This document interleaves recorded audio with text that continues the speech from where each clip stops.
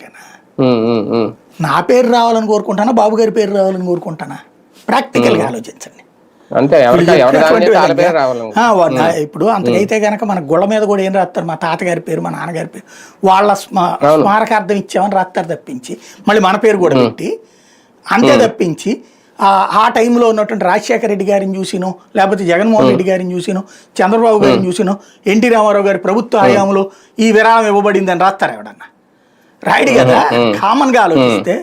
ఇంకోటి, పోనీ ప్రజలు ఇచ్చిన విరాళాలకి తగిన గుర్తింపు ఉంటుందా? ఫర్ ఎగ్జాంపుల్ అమరావతిలో అప్పుడు 10 రూపాయలకి బ్రిక్ అని ఒకటి పెట్టారు ఆన్లైన్లో. నేను దాదాపుగా అప్పుడు 3 నెలల పాటు వచ్చిన జీతంలో ప్రతి నెల ఒక 100 చొప్పున ఇటకలు కొనేవాడిని.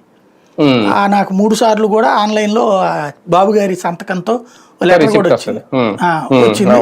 మనం ఆ రిసిప్ట్ కోసం కాదు, బట్ మనం విడిపోయిన రాష్ట్రం, మనకి రాజధాని. అక్కడ నేను సింగపూర్ కూడా చూసి వచ్చాను. అక్కడ ఇట్లా పబ్లిక్తో విరాళంతో కట్టిన ఒక భవనం ఉంటుంది అక్కడ.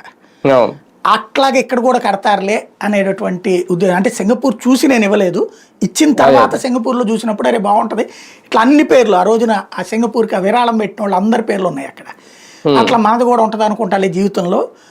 భవిష్యత్తులో అంతా ఏది మనవాళ్ళ రాళ్ళకి టైంకి వచ్చేటప్పటికి అదిగో నేను కూడా ఇచ్చాను 4 ఇటుకలు అని చెప్పుకోవచ్చులే అనుకున్నా. నేను సంతోషపడ్డా.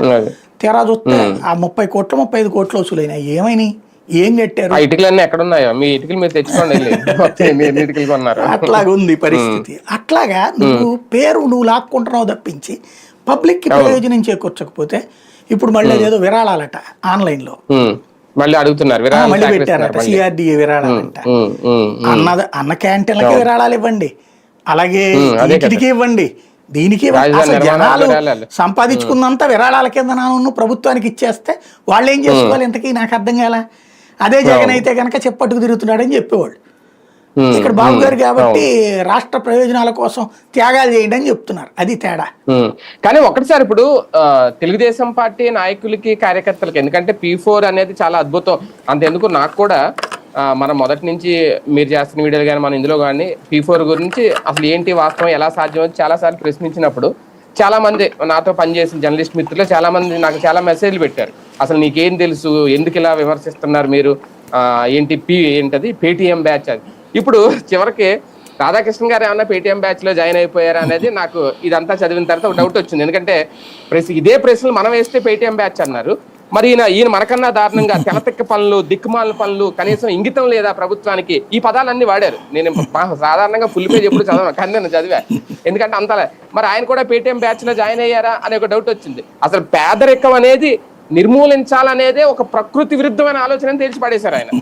ఇది ఓకే, ఎవరో ఇచ్చిన సలహా అయ్యి ఉండొచ్చు అనేది ఆయన అభిప్రాయం. చంద్రబాబు నాయుడు గారు ఇప్పుడు ఒకసారి ఏమన్నా రేపు 19 అన్నారు, ముందు 15 తర్వాత 19వ తేదీ అన్నారు. ఈ లోపు ఏమన్నా ఒకసారి ఆత్మవిమర్శ చేసుకోవాలా, వెనక్కి ఏమన్నా తగ్గాల? ఆయన వెనక్కి తగ్గే ప్రసక్తే ఉండదండి. అమరావతి విషయంలో ఎవరని చెప్తే వెనక్కి తగ్గారా? ఎంతోమంది చెప్పారు అక్కడ ఆ ప్రాంతం వద్దండి, అమరావతి వద్దని నేను కూడా అన్నాను. అంటే ఇది బెజవాడ గుంటూరు మధ్య వద్దని నేను కూడా అన్నాను. నా ఉద్దేశం కూడా మొదట